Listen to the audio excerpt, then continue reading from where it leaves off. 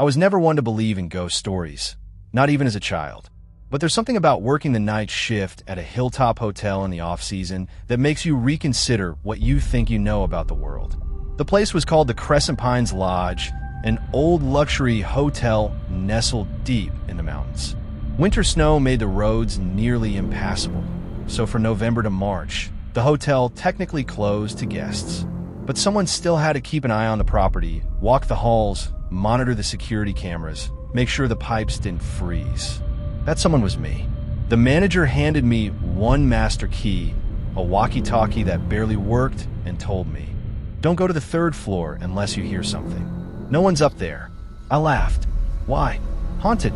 He didn't laugh back, just said, "You won't be alone up there," and walked away. I assumed he was being dramatic, or just messing with the new guy. The first few nights were easy, peaceful even. I read books, walked the empty hallways, and watched snow drift silently past the tall windows like falling ash. The hotel, despite being nearly 100 years old, was beautiful.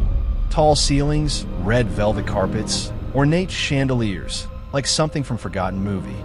But by the fifth night, something changed.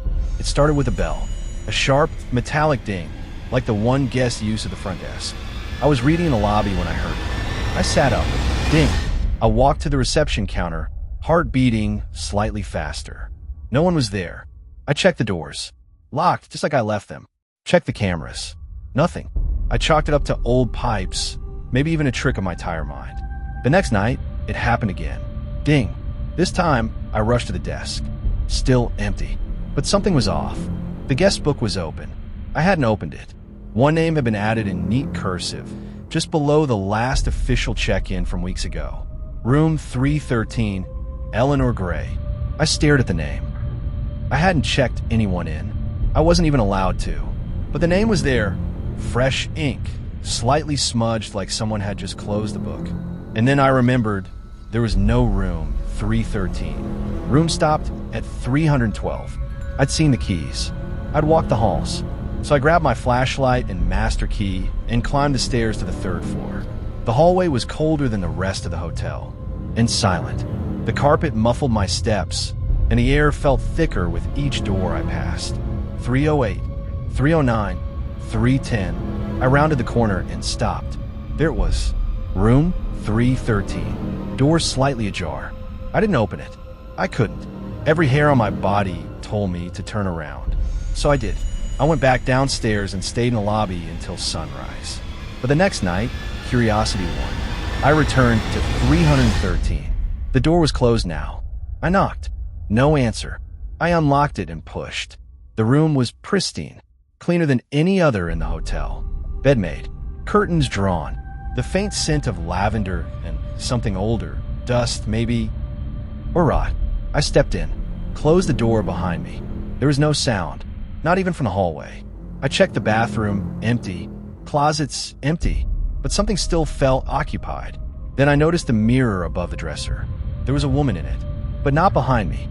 In it, she wore a long black dress. Pale skin, long hair that looked wet. She stood in the reflection, unmoving. I turned around, nothing there. I looked back at the mirror. She was closer. I backed away slowly, breath caught in my throat. The lights flickered. And she smiled. Not warmly, not kindly, but with a kind of knowing, like she'd been waiting. I ran, out of the room, down the hallway, 2 steps at a time until I burst into the lobby. The guest book was open again. Room 313, Eleanor Gray. Room 002, Arjun Sinha. That's my name. There was no room 002. Not in the guest keys. Not on the map. But I knew, in that moment, the hotel had just checked me in. I tried to leave, pack my things. Keys, coat, phone gone. The doors were locked.